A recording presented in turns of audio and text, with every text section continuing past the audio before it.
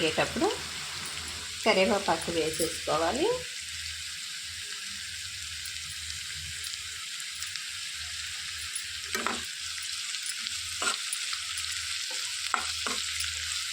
పోపు అనేది మాడకుండా దగ్గరుండి మంచిగా వేయించేసుకోవాలండి. ఇందులోనికి 1/2 టేబుల్ స్పూన్ పసుపు వేసేసుకోవాలి.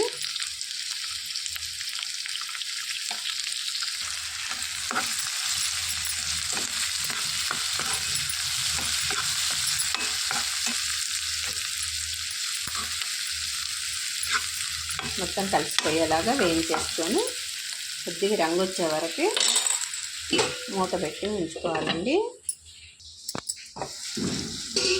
మంచిగా వేగిపోయిందండి తాలింపు అన్నది. ఇప్పుడు మంచి స్మెల్ వస్తుంది, మంచి తాలింపు. ఎండుమిర్చి, వెల్లుల్లిపాయ అన్నీ